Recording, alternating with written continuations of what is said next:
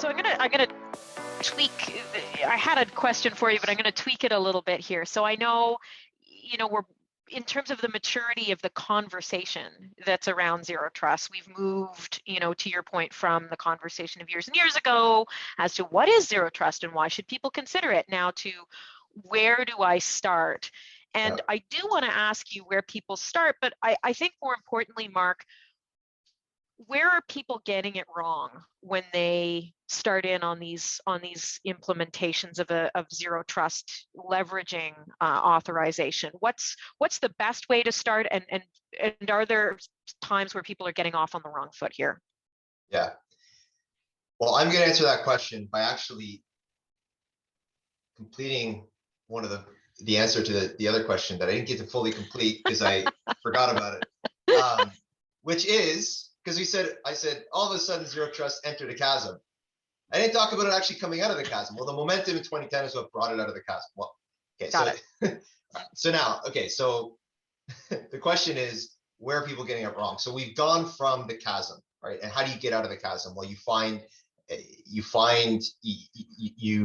have proven a repeatable process. You've proven that this can be done. You've proven that this has solved problems. You've established best practices. And the people that are going to adopt this as the early majority, though, aren't going to want to take risks, right? So they're going to be looking for making sure that they follow best practices to be successful. So now coming to your question, what are some of those best practices, and where, if I'm part of that early majority that doesn't have any appetite to fail, I'm, and I want to be successful with zero trust. I think the first thing is to not boil the ocean.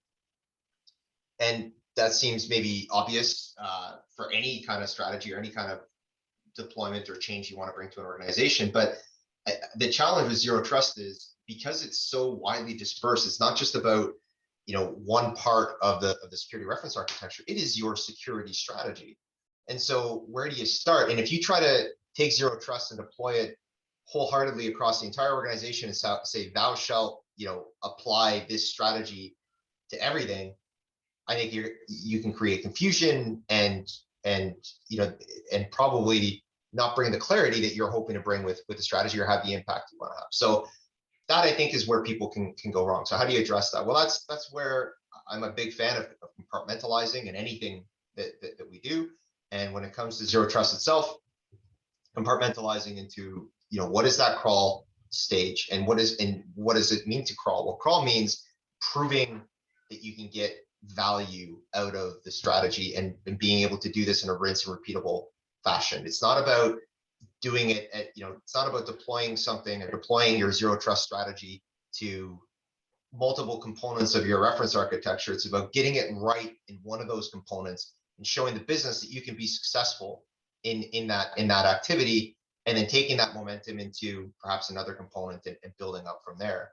And look, when you think it, I always find this interesting. There's no quick wins with zero trust. It's like there, we're just going to turn on MFA.